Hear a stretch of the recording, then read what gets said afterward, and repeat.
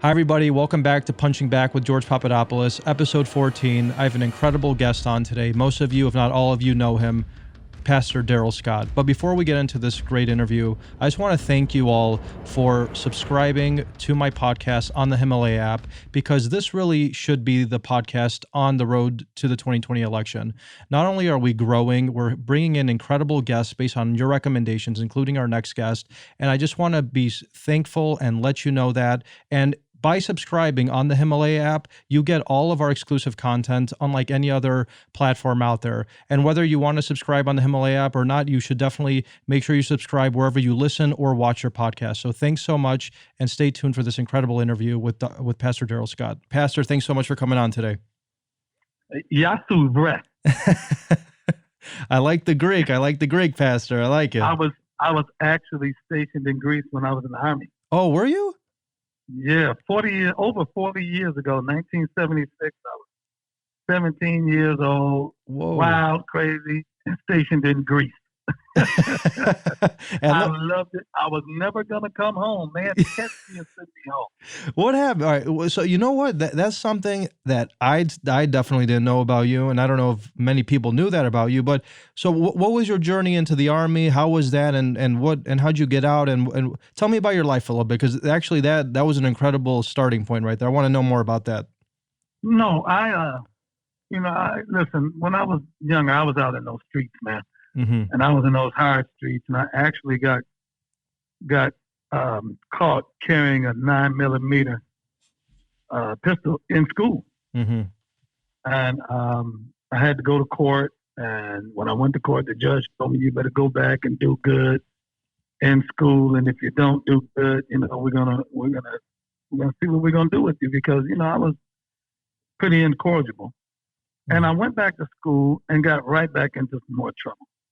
And so I was walking home, actually, when I was driving home, and I looked over to my left, and there was an Army recruiting station that I passed every day. And on a whim, I don't know what it was. Listen, I can look back in hindsight and say it was God's hand on my life. Mm-hmm. When you in hindsight, because it was something I had never thought about. And on a whim, something said, "I'm just gonna stop in that Army recruiting office." I went over there, took the test on the pass.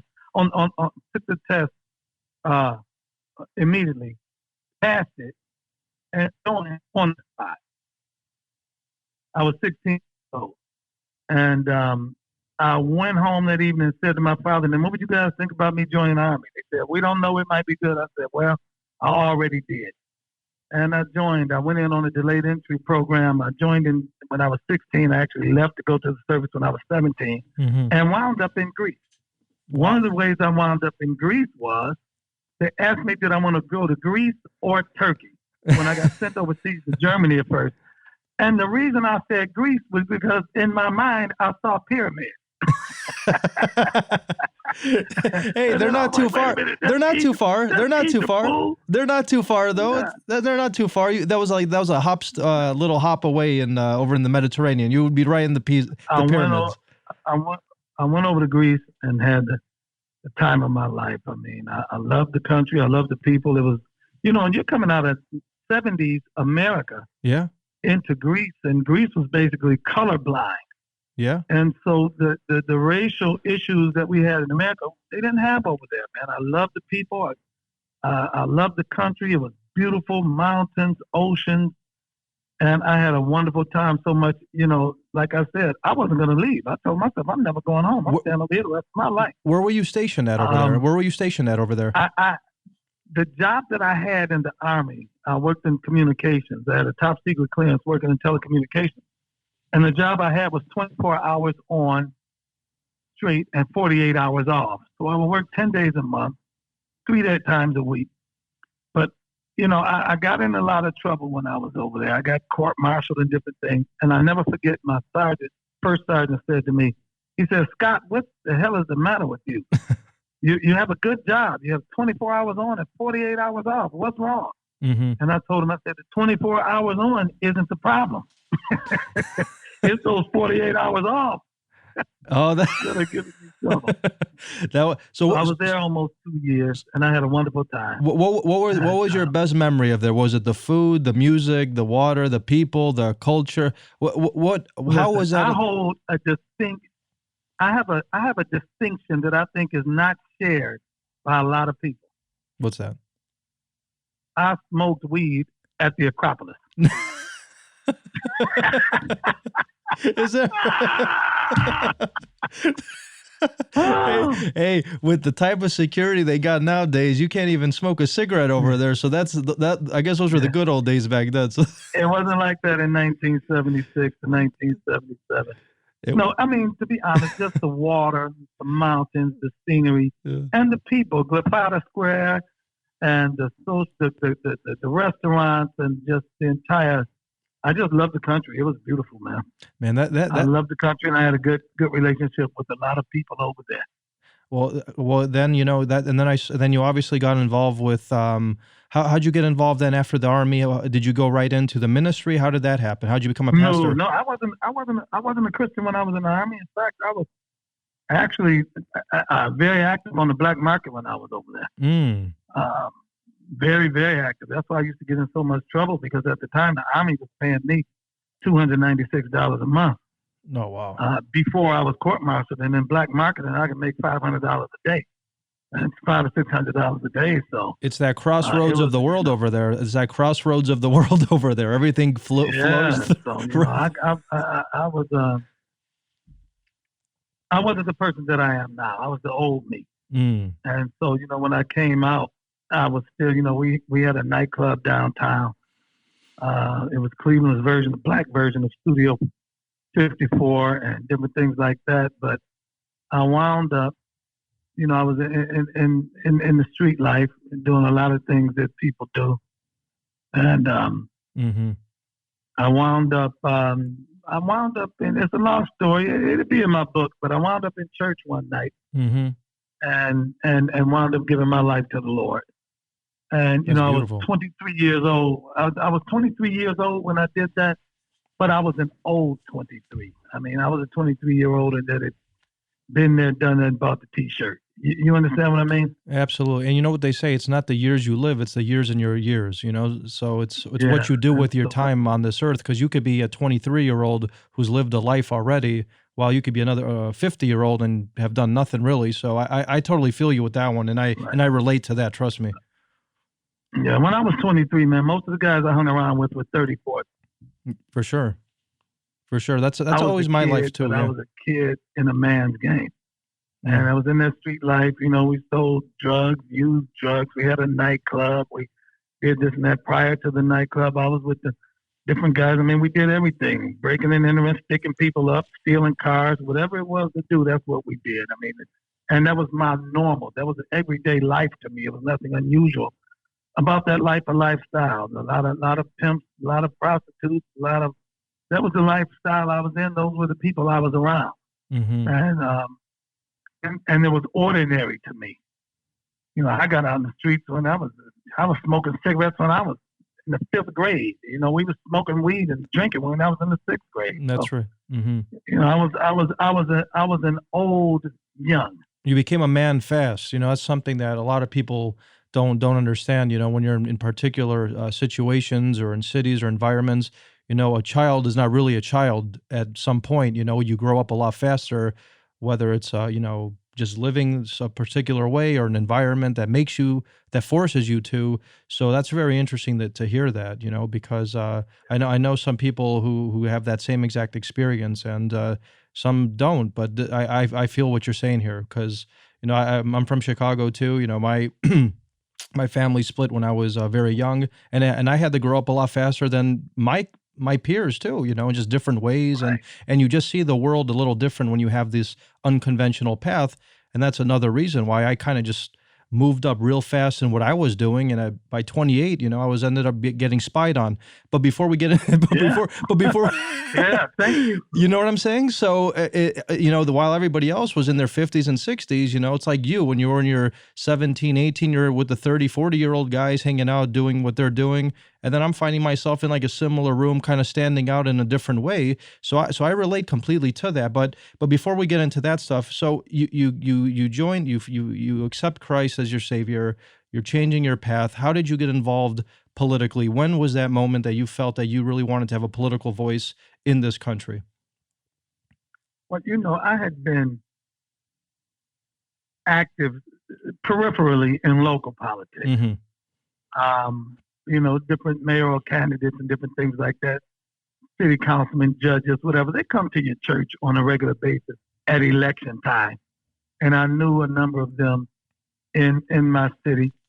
Barack Obama was actually at my church when he was Senator Obama, because I allowed he was United States Senator Sherrod Brown to hold an event at my church before and use one of our banquet halls. And so I was involved peripherally. I supported George Bush for president, and when he ran, and he would send his surrogates to the church. I actually went to his inauguration and different things like that. But the level of involvement wasn't what it is in the Trump administration. I was able to meet Donald Trump. 2011, Paula White introduced me to him. Oh, wow. Paula White introduced me to him back in 2011. He was considering running for president then. And I went into the meeting with preconceived notions about him. I knew who he was. In fact, I had even had some of his products. I had a Trump mattress before. It actually slept pretty good. I had a Trump watch. I had a Trump watch, and I still have that Trump watch now, but it's a vintage Trump watch now. That's all I'm familiar with who he is. I knew who he was from The Apprentice, from his swag, from the person that he is. I knew who he was, and I've known Paula White close to 30 years. Uh-huh. And I knew that I had been to Trump Tower before. She had a condo there, and her and I were discussing doing a television deal in Canada, and I had met her at a condo before I had been there. And so when she asked my wife and I, could we meet her in New York, with us being friends that we are, we had no problem meeting her there. I didn't know I was going to meet Donald Trump, though. And we wound up in Trump Tower on the 25th floor, and her, my wife, myself, and a few others. It wasn't a lot, about 10 of them. Donald Trump came in and introduced himself to the crowd, and he said that he was interested in the possibility of running for president in 2012. Okay. And I said, wow. And so my very first words to him, the very first thing I said to Donald Trump was, what makes you think black people will vote for you? Word on the street is you're a racist. That's the very first thing I said to him. And he looked me right in my eyes and said, listen, I'm about the least racist person you ever want to meet. In my line of work, I work with all type of people. I can't be a racist doing what I do. And then after that, we went on to the next topic. He did not go overboard trying to convince me that he wasn't a racist. He didn't start telling me that he had a black friend in the third grade, or he knew a black guy before. He didn't do any of that. Yeah. You would have seen right through that. He didn't try to convince me. He didn't start pandering to me to convince me that he wasn't a racist, man. And I found that interesting that he didn't do that. And so we sat there for maybe 3 hours and had great conversation. And we talked about a lot of racial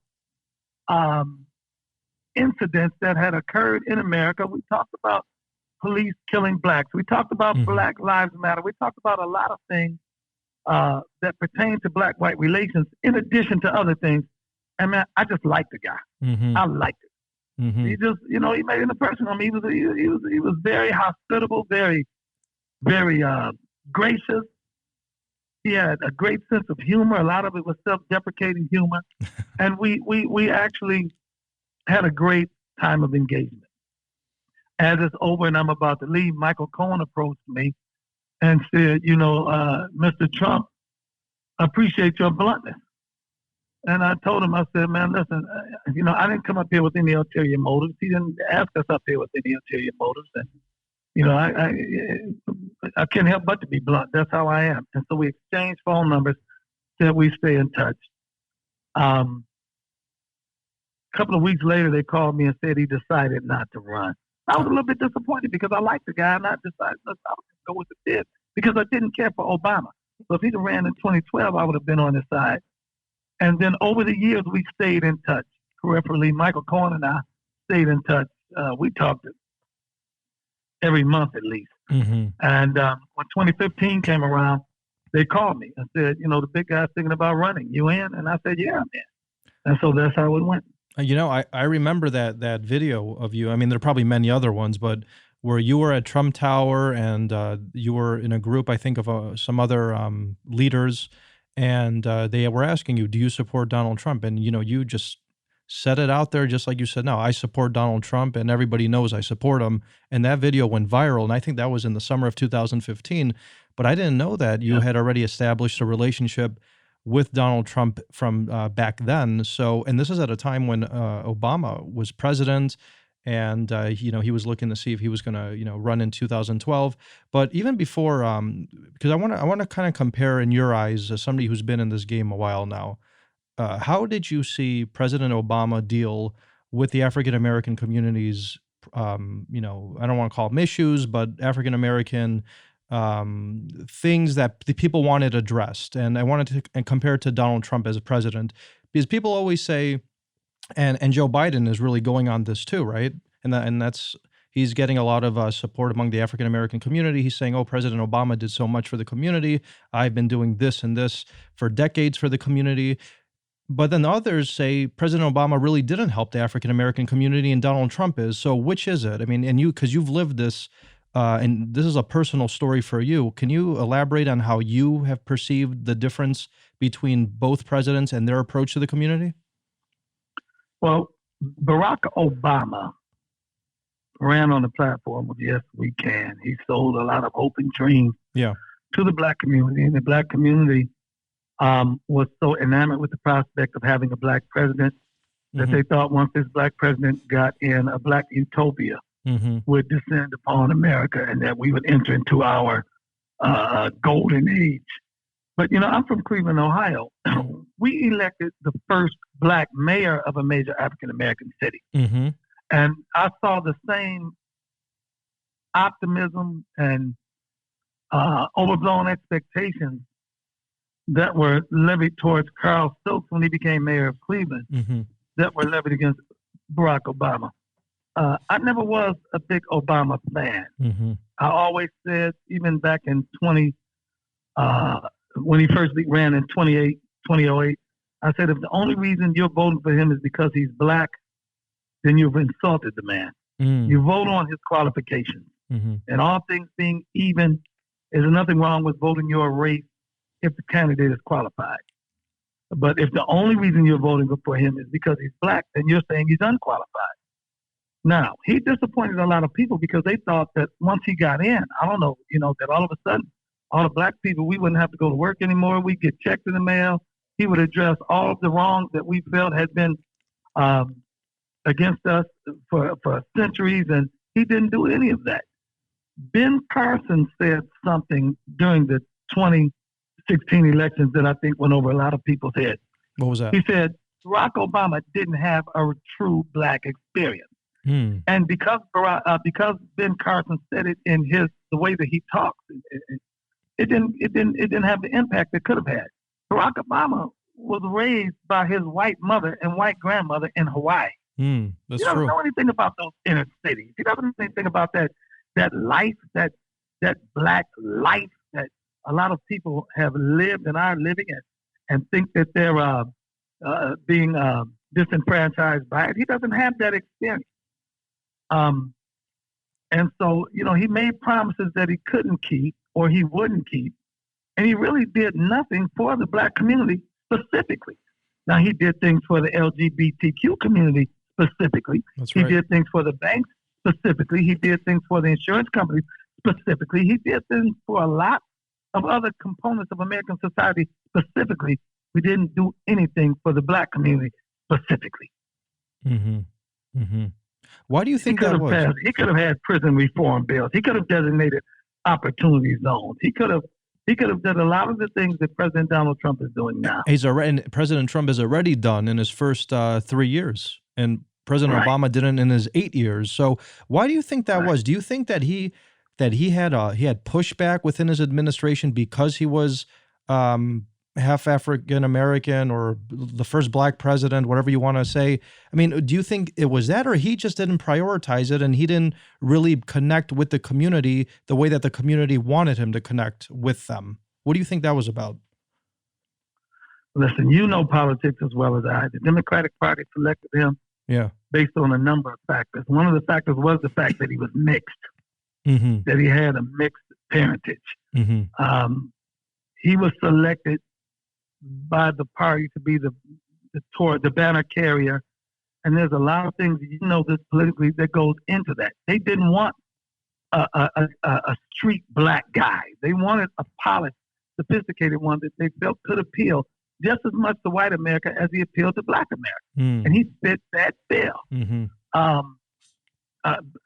Black people didn't elect him. White people elected him.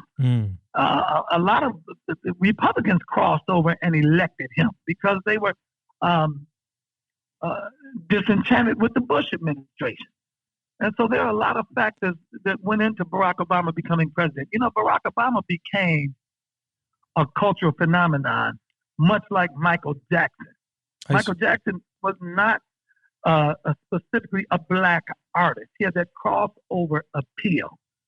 And, when you get crossover appeal in the record industry, that means that just as many whites buy your records as blacks do. Mm-hmm. He became a crossover cultural icon. Barack Obama, all the stars aligned right. He became a cultural phenomenon. Mm-hmm. Much like when Michael Jackson made Thriller. Now, he was able to follow up with another Thriller. And Barack Obama, his campaign was better than his administration. Definitely. His campaign was optimistic and hopeful and exciting. His administration was basically a dud. Completely. He didn't pass anything that you just said that President Trump has done in the last 3 years. And these are things that people said could never happen. And President Trump really wanted to make it happen. He really wanted to reach his hand out to the communities because you know it better than anyone. He wants to unite America. And I don't even think he wants to see people's ethnicities or colors. He just wants to help everyday Americans. And he doesn't really even want to have policy-specific targets for various communities, but he just wants to help the whole country. Would you agree with that? Yeah, your phone's breaking up some. You can edit out me saying that. Oh, no. Barack Obama also played the race card when it was convenient. Yeah. And he put white people in a precarious position because if any white person criticized him, he could just play the race card. Oh, you're saying that because I'm black. You're criticizing me because I'm black. When he said about he made race a factor in George Zimmerman and Trayvon Martin. He made that a black-white issue in Trayvon Martin's death, even though George Zimmerman was actually not white. George Zimmerman was Hispanic. That's right. He was Hispanic, and he looks Hispanic. He doesn't even look white just to the average eye. So that was a very bizarre thing that it did become this divide in America, white black, when George Zimmerman was not white. He was a Latino and guy. every 4 years, the Democratic Party plays pin the racist on the Republicans. When Hurricane Katrina hit, I remember Kanye West saying George Bush doesn't care about about black people. Mm-hmm. Excuse me. I can remember Michelle Obama and different ones playing the race card on George Bush. But then after the election is over, her and Bush are new best friends. So the Democratic Party plays the race card at its convenience. But when there are racial inequities on their side, they minimize and downplay. Mm-hmm. Mm-hmm. Let's fast forward to President Trump now, because he's the sitting president. You have a great connection with him, and you're doing great work with him to make this country great. And I really applaud you for that. I know all of our listeners do, and I'm a big fan of yours personally. So I'm very happy that we're getting a chance to really get this in-depth conversation in. We had Black History Month last month. We had that incredible event. Excuse me 1 second. It's not coronavirus, promise. Everybody with a little cough now thinks it's a Hey, coronavirus. can I catch it over the phone? I don't think so, but who knows nowadays, you know? But so you had Black History Month last month, and you had this incredible White House event, which I think most networks covered, and you were obviously featured prominently there, and you said some words. Can you bring us into the room of that event and what that event meant for you and the entire African American community in this country? President Trump allowed people into the room that he knew he had a relationship with, he was comfortable around. Mm-hmm. You had those on the left questioning the qualifications of those that were in that room. First of all, what are the qualifications? What qualifies one to be in a room with the president? What qualifies you is an invitation. If you receive an invitation, right, you're automatically qualified. Exactly. You don't have to be a big donor, right? Like the Democrats like to bring in the big donors and some of those type of people. I heard some of those clowns on CNN. I even heard Leo Terrell on Fox talking about his college education, and I have a degree in this, and this one has a degree in that. Why weren't those people there? And I said, listen, so a college degree, you need a college degree to get invited to Black History Month at the White House. Okay, a degree in what? Political science? Number two, can I have an associate's or a bachelor's or a master? Which one? They sound utterly ridiculous. I agree with you on that. It was the people that couldn't get in the room were complaining about the people that were in the room. Now, here's the conundrum here. Mm-hmm. If the president had invited the so-called, quote-unquote, Black intelligentsia or Black academia or Black celebrity, they would not have went. And if one of them had went, they would have been criticized for going.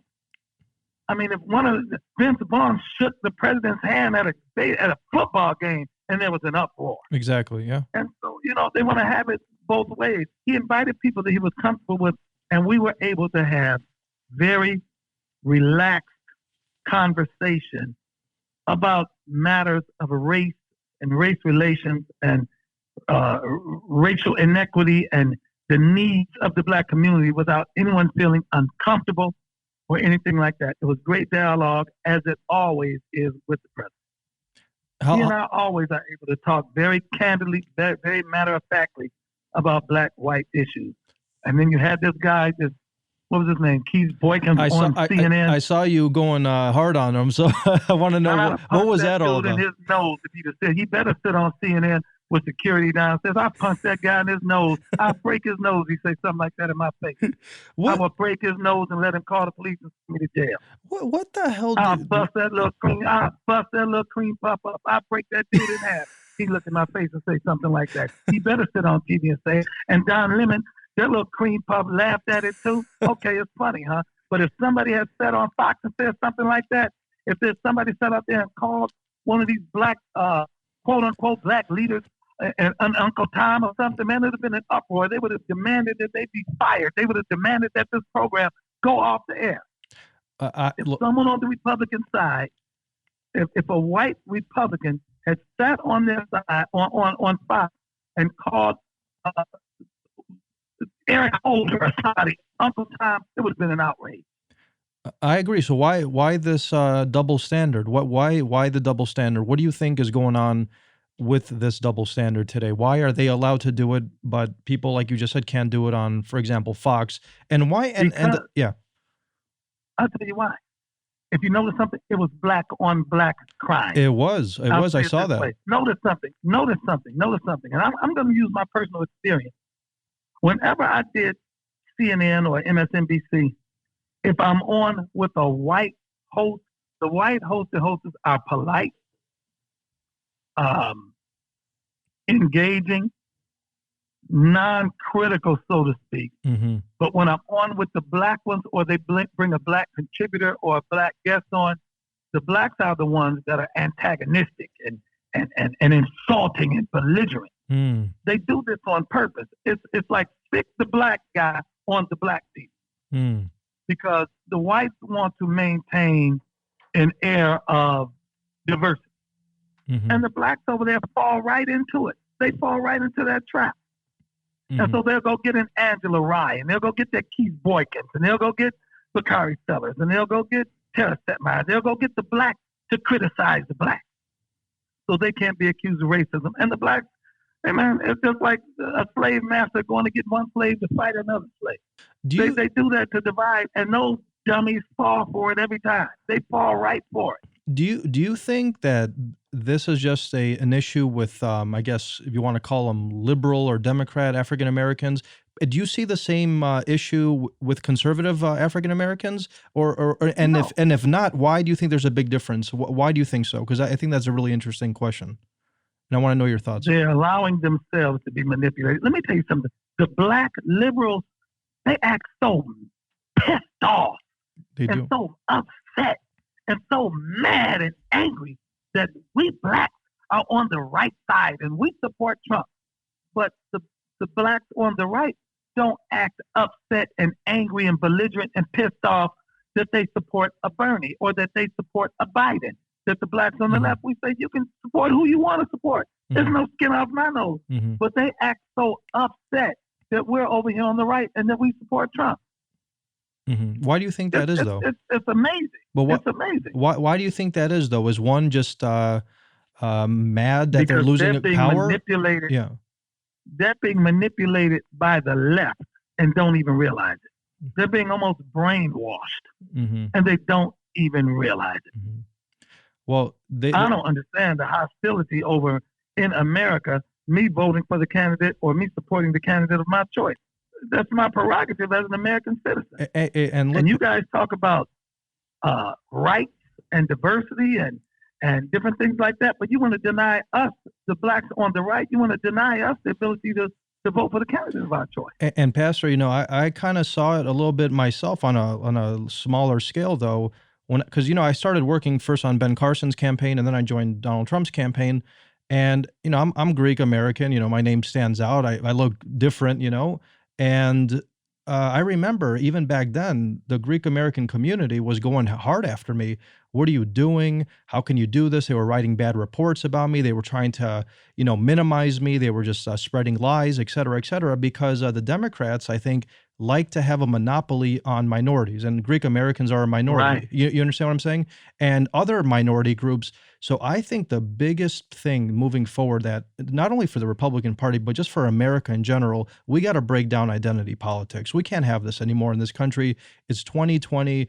My grandparents came to this country in the 50s. They made a beautiful life. I was born and raised in Chicago.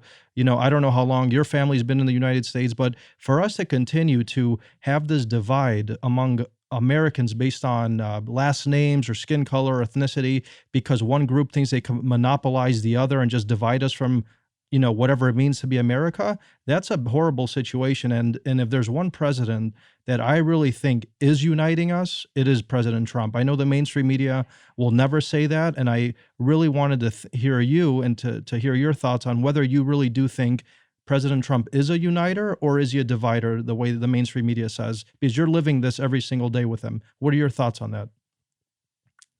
Donald Trump is definitely a unifier, but the left-wing media is trying to depict him as a divider. There are, and I heard this week a lot of black people in America were surprised to find out we had a black Surgeon General.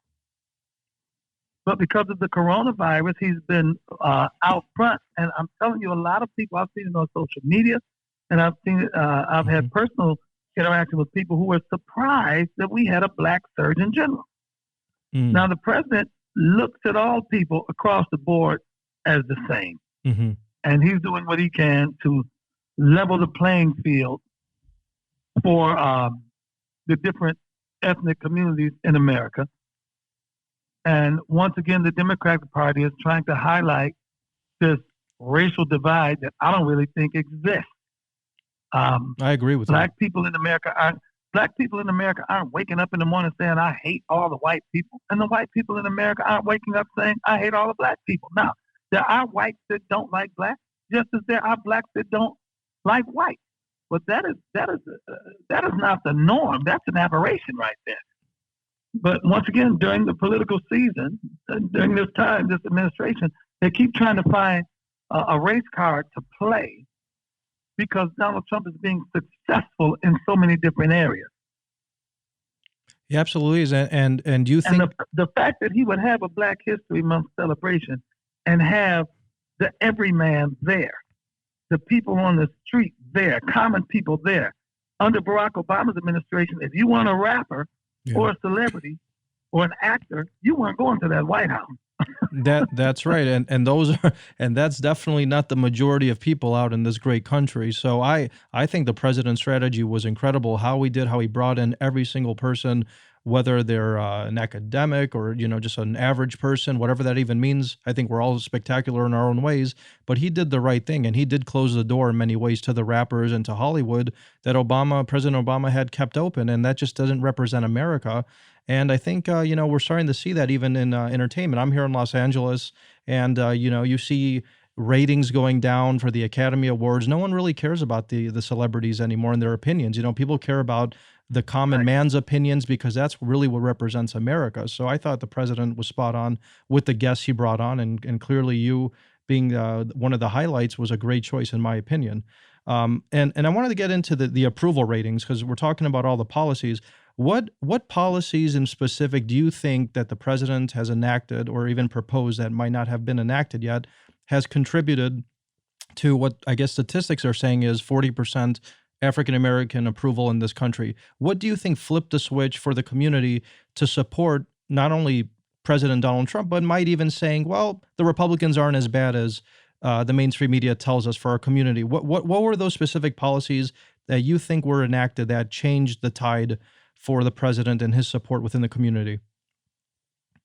Well, first of all, the narrative during the 2016 campaign was that if Donald Trump got elected, all the Black people would be swinging from trees, that we could get ready for sheep and horses and Ku Klux Klan raids in our community. And that never happened. Yeah, that was crazy I'll stuff. I'll never forget one time I was at the gas station pumping gas and the guy pulled up next to me in the car. And he said to me, he rolled the window down and said, if Donald Trump gets elected, we're all getting shipped back to Africa. It was like the dumbest thing I ever heard in my life.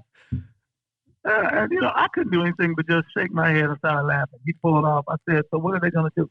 Order all the Black people to report to the ports, like where the cruise ships go, and they're going to put us on boats and ride us over to Africa and kick us out on the shore? I mean, that's stupid. They might have sent you back to Greece. Pastor, they might have sent you back to Greece, though. You know what I mean? Hey, now I might would have took that deal. But people really believe that they painted a nightmare. If this guy gets elected, our lives are in danger. And then after he got elected, everyone was waiting on when are the lynchings going to start? And it didn't happen. And wait a minute. He's being conciliatory. Wait a minute. He passed criminal justice reform. Mm-hmm. The Clinton crime bill disproportionately incarcerated African Americans. But wait a minute. Out of the blue, Donald Trump undid that Clinton crime bill. He's got prison reform. He's got criminal justice reform. He's making it so that there's sentencing equality. Wait a minute. All of these bad deals that we used to get, he created opportunity zones. He's getting people to before. Wait a minute. Maybe they've been selling us a bill of goods. And you see the opportunity zones making a real change, don't you? Yeah, heck yeah. Yeah, and it was ingenious the way he did it because now he doesn't have to go to Congress for the money. Yeah. And they can't politicize it because the money is from investors. That's right. It's all private money. It's no government money. Yeah. It's just bringing those incentives to the business people to go invest. It can't get stonewalled in the House or anything like that. No, I thought it was a genius move. So the Black community isn't stupid. We're able to see, hey, wait a minute. This guy is not what they depicted him to be. Mm-hmm. In fact, I remember when I went to the White House with a group of pastors and I said that Donald Trump was the most pro-Black president in my lifetime, and people got upset about it. When I said pro-Black, I meant pro in the sense of being proactive. Mm-hmm. I was born in 1958 under Dwight Eisenhower's administration. Mm-hmm. And I thought about all the presidents: Eisenhower, Kennedy, Johnson, Nixon, Ford, Carter, Reagan, Bush, Clinton, Bush, Obama, Trump that I've lived under. And it seems as if a number of the initiatives towards the Black community in my lifetime were reactive. Mm-hmm.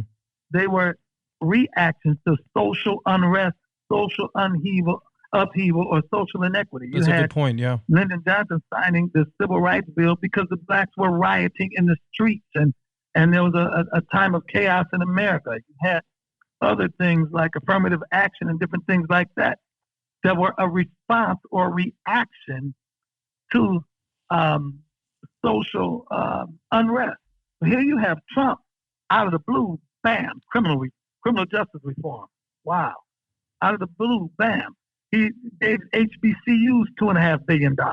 Out of the blue, bam, here's the message.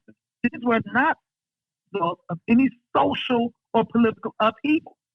That's why I said he's the most pro-black president in my lifetime, because we're able to go to him, present him with initiatives that are positive towards the black community, and he receives them, and he reacts upon them, and he gives them the go-ahead.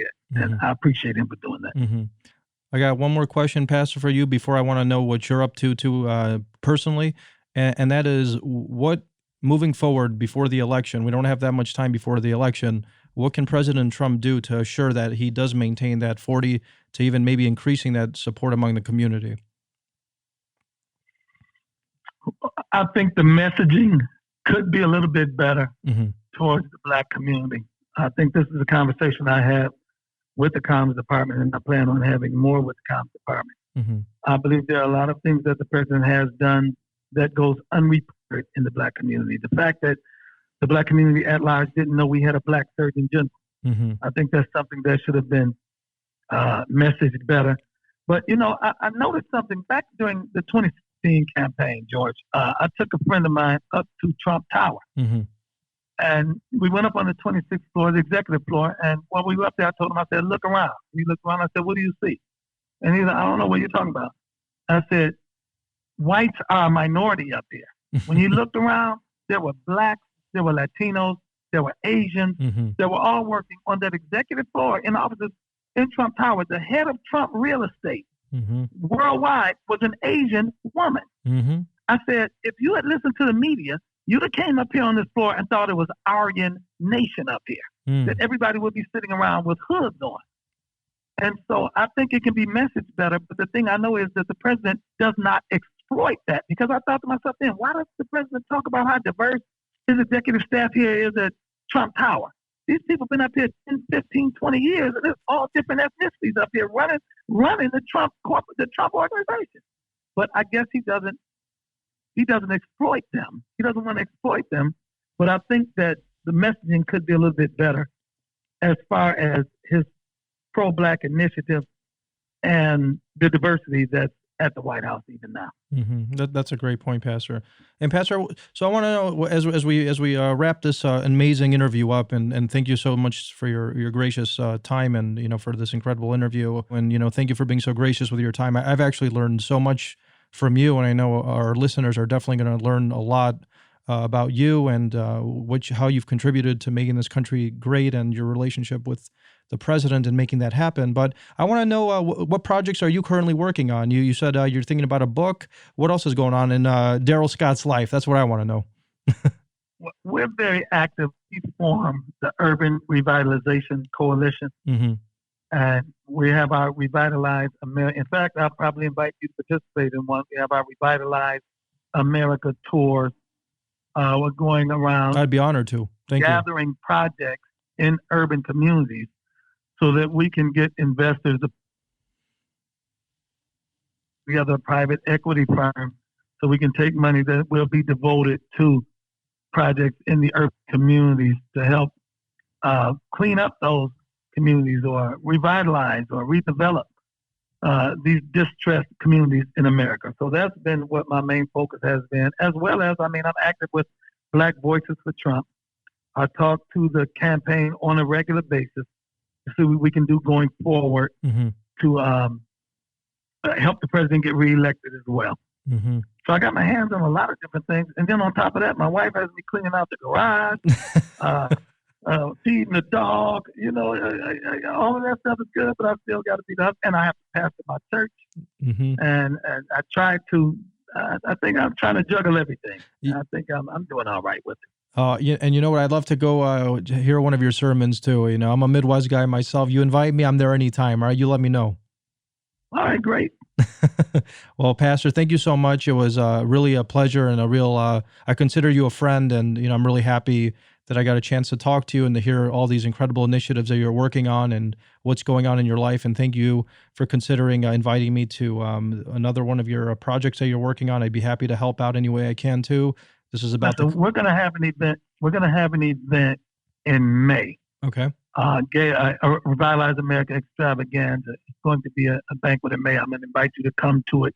You can even bring your books and set up a table while you're there and all that. I want you to come and be a part of it. Thank you. Thank you.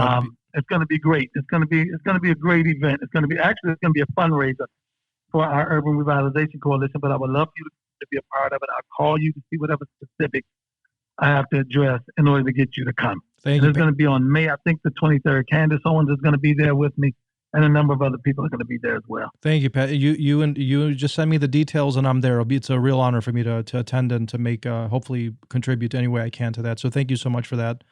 And listen, I want to express my condolences, man, for all you went through. You had a hell of a time doing this doggone. They came after you, man. It's not unfair. I know that took you and your family. I know it took you guys through a living hell, that it was a nightmare. And I'm very sorry that in America, in the 21st century, the American citizen will have to be subjected to something like that by the government. Who, if not the government, who? You know what I mean? It's always the government. You expect that stuff to happen to you over in Russia or somewhere, not in America. Pastor, I'm telling you, I still cannot believe to this day what I went through just doing my part to help Donald Trump become president, whatever part that was, and then to find out later on moving forward that there was this incredible, insane spying operation targeting everybody, targeting me in the way they did, and how I actually even survived this and got out the way I did. You know, it's about being loyal to my country, not making lies up to make fake cases against people. And at the end of the day, and this is something, you know, I want to share with you and all of our listeners, when Mueller and his team were telling me, we're not really interested in you, just tell us what we want to know and, you know, tell us this and that. I'm like, hell no, I'm not going to make up some lies that I know those lies can contribute to not only other people probably getting in trouble, but maybe the president even getting impeached 2 years ago. Because don't forget what was going on 2 years ago. There was this massive confusion, hysteria. No one knew what was going on. The president was completely on defense. And it was as soon as I knew that there was a setup going on, I said to myself and my girlfriend and now wife that these guys are going to win this battle, but we're going to end up winning the war. And she started going on TV. I didn't make up lies and fake stories to these prosecutors to hurt the president because I'm a loyal person and I just would never do that to anybody. And the next thing is I said, I'm going to go on offense. And that's exactly what I've been doing the last year and a half. And people in America have to understand that we can never allow this to happen again, not only to me, to General Flynn, to this president, a Democrat president. This is about America. This does not happen here. This isn't the Soviet Union. And it was my patriotic duty to go on offense and to expose what really happened. And I think things like what you're working on and exposing my story is really going to go make a real impact, not only on this election, but hopefully the future of this great country. So thank you for those very kind words, Pastor. I really do appreciate that. I'll say this as my final word. You know, history, I believe, will be much, much kinder to you. As my humble opinion, that you're an American hero. Thank you, man. Pastor, that means a lot to me, and that touched me, and means a lot to me. So I'm really looking forward to meeting you face to face. And I know we've been exchanging text messages, and this is our first call, but I'm really looking forward to meeting you face to face and sharing some more stories. All right, great. All right, Pastor. Well, God bless you, man. Thank you for having me. I had a wonderful time. Thank you, Pastor. I had a wonderful time too. Thank you so much. Okay, we'll do again soon. Thanks a lot. Bye. Okay. Bye-bye. Thanks so much, everybody, for tuning in with our incredible interview with Pastor Darrell Scott. I hope you enjoyed it. I know I certainly did, and I learned a lot of new things about the pastor that I had no idea about, including his journey in the military to my family's home country of Greece, how we found Christ, his relationship with President Obama versus President Trump, and how both presidents are similar or different in how they address the African American community. It was a very fascinating interview. So moving forward, if you do want to hear our exclusive content and to see what great guests we have moving forward, make sure you do subscribe and download the Himalaya app. That's where all of our exclusive content is going to be on. It's up to you to help me grow this to where it should be. And as we move forward towards the election, I need your help to make this the go-to podcast to get the truth out there and to bring in all the influencers. Thanks so much, and stay tuned for our next show.